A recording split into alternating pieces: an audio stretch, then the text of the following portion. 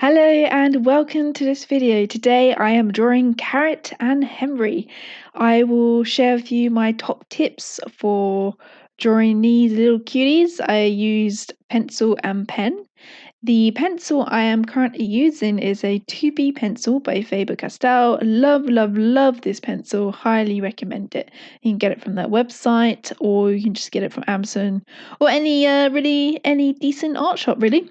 And for the ink, I am using Winsor and Newton ink.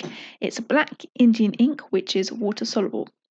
And of course, I'll be using my beautiful traditional dip pen. It's so fun dipping the dip pen into the ink. Great fun. So, yeah, more about that later. For now, let's look at Carrot and Henry. I've drawn the outline of both cats, and I'm just going in with the details now. And I'm using the pencil just to add in some of the darker areas. I will revisit shading in the pencil right at the end as well, but this is just to help me identify where those darker areas are. I might use a little bit of hatching as well, which is like a crisscross pattern. It's really effective for darkening areas. And what's also quite important is the direction of the fur. So really pay attention to what direction the fur is going in. If you can get that accurate, it will make your pictures highly more realistic. So yeah, just pay attention to direction of fur, and also if it's going on a part of the face which is more rounded, like this area here. This area is quite rounded, so you might want to use more curved lines to indicate that it's actually rounded in that area. So be aware with the strokes you're using to help with making the whole image look more three-dimensional.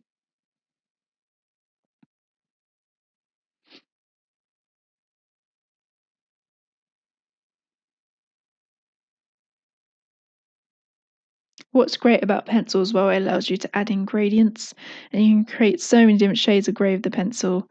Whereas the pen, obviously, it's a little bit more difficult. So yeah, I'm using, obviously, where I press harder on the pencil, it makes it darker. If I press lighter, it makes it lighter. If I go over the area multiple times, crisscrossing, like using hatching, is going to make the area darker. With the dip pen, this is my traditional dip pen. I absolutely love it. It wasn't too expensive actually, and it came with lots of different nibs. So the nibs are the metal pieces at the end of the brush, and you can get different styles and sizes and whatnot. So that was great. It's a really good pen. It's not the best. I can imagine there's lots of like really amazing ones out there, but it was cheap. It does the job, and for now, really happy with it. I think I just got it from Amazon.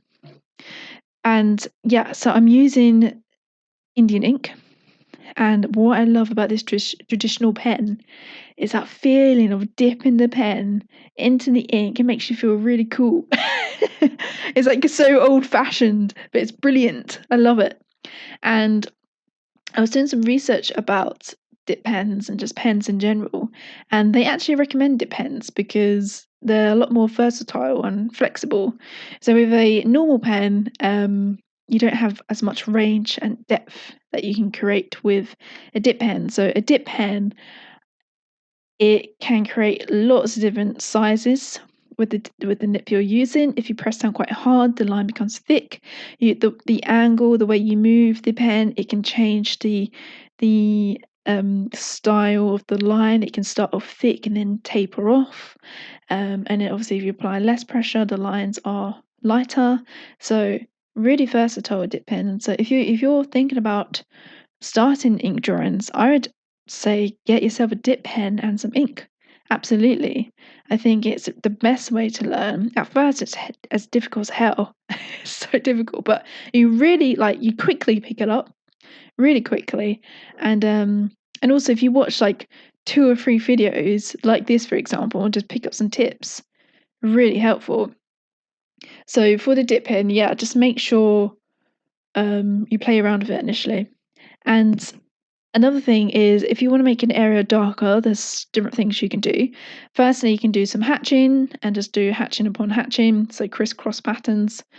Or you can obviously apply a thicker, put more pressure on the dip pen and it will apply more ink. Or you can make sure the lines are closer together. When the lines are closer together, it appears darker. When the lines are further apart, it appears lighter.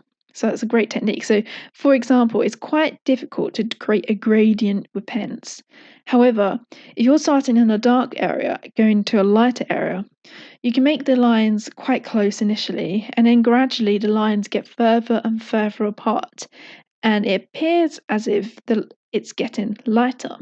So that's a great way to go from a dark area to a light area just using pen by changing the distance between the lines that you create. I really do like using this hatching method though. I think not only does it make it darker, which is the whole point, it adds a really nice effect.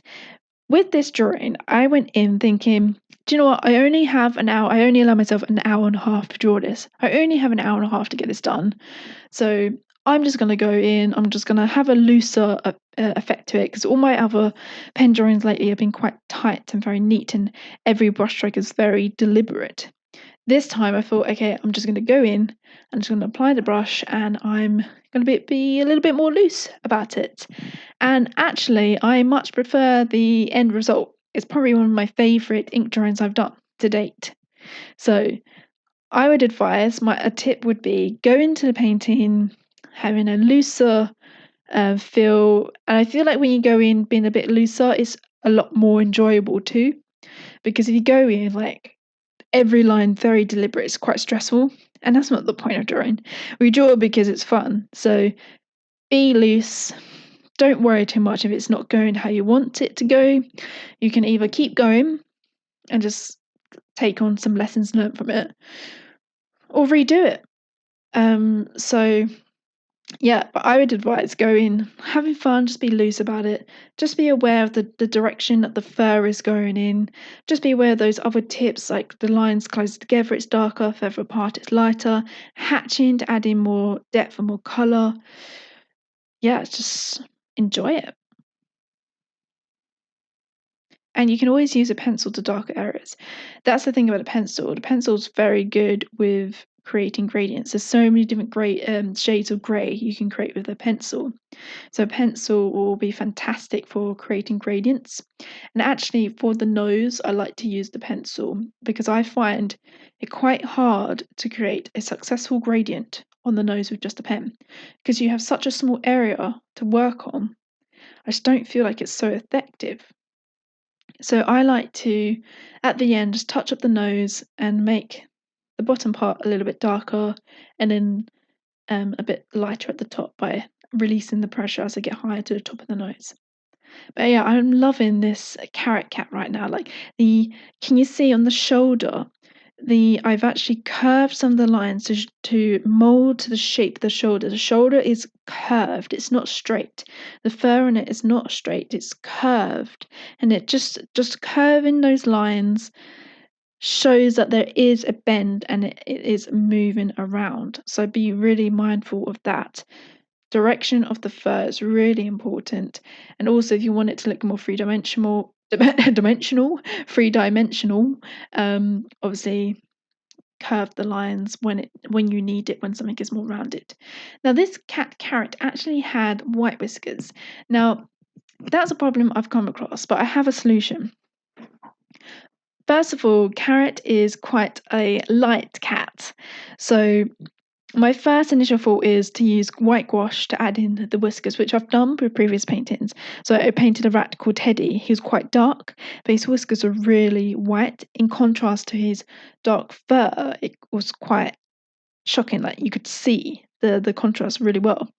So I was like, I can't make the rat's whiskers black. It's not going to work. I have to make them white. So I drew the rat and then I painted on the whiskers in white using white gouache. It worked brilliantly, perfect. For Carrot, however, Carrot is quite a light cat. So putting white whiskers on the white cat doesn't really work so well. White gouache doesn't stand out. But using the dip pen worked absolutely fine. What I just recommend though is just make sure you don't apply a lot of pressure on the brush when drawing the whiskers, when you want them to be quite light. So I've made the lines for Carrot's whiskers quite thin, so they're not so dark. So I think when a cat or when the animal is quite white and whitewash is not going to work, just draw them in with a dip pen. Just make sure the lines are quite thin. Henry is a darker cat. And I did the same thing with the whiskers. I just used a dip pen. It worked fine. Happy with the result. Now, what's important as well is how the cat's heads are sitting on each other. You must put the shading in between the cat's heads because otherwise it just looks unrealistic. The shading is so important. Use hatching, so the crisscross lines. Use lines being close together, moving further apart as it gets lighter. Use all those techniques. And if you're still not happy with it, get the pencil, add some shading. Why not? It works brilliantly well. And I'm just focusing on the nose of Henry, adding in the tiny details. What's great about pen is you can add in so much detail. I love detail, so this is a great medium for me. I usually use watercolor, and I still do add detail with watercolor. I do like the tighter, neater kind of look. Although don't get me wrong, there are some beautiful loose paintings out there. Absolutely love them.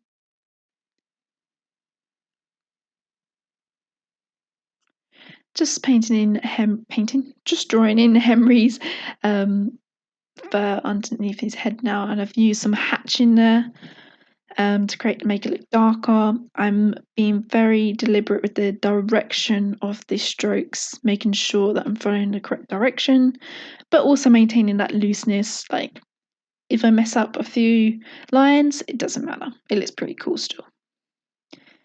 So I'm now just focusing on the dark areas, adding a little bit more detail, especially around the eye. That eye seriously needed some more brush strokes, pen strokes. It's not watercolor, it's pen. Just darkening those areas. It's really important to make sure the dark areas are dark because it creates such a contrast and it looks brilliant.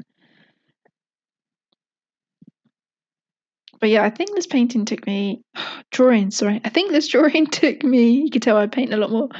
An hour and a half.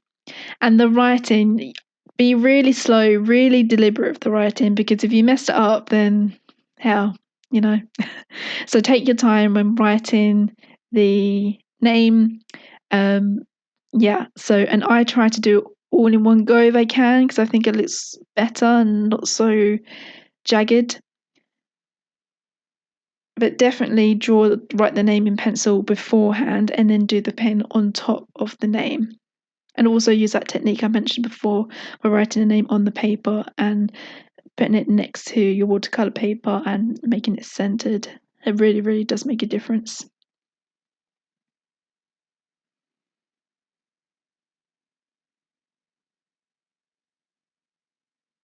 Now I am getting my 2B pencil and I'm just making some areas darker, adding in a bit more detail and adding in some gradients. So on the nose, I will make a gradient so the bottom of the nose will be darker and it gets lighter as it gets to the top.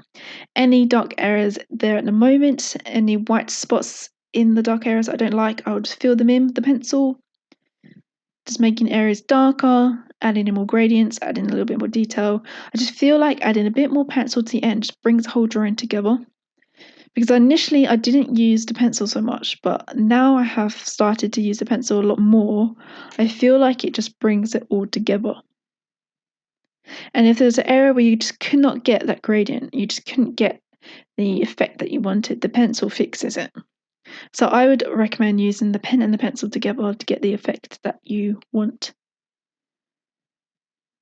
I feel like using the pencil is like making it neater, tidying things up, adding in more depth, more gradients, more character, more texture.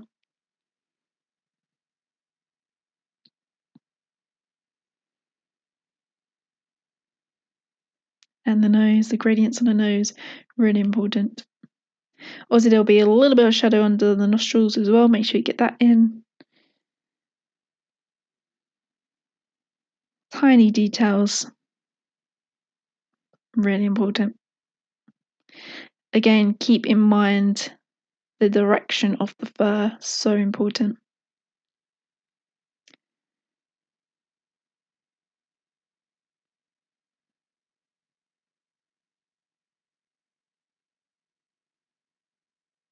And there you have it. That's Carrot and Henry. I hope you enjoyed this video and learnt some things about pencil and pen. I hope you can apply these tips to your own drawing.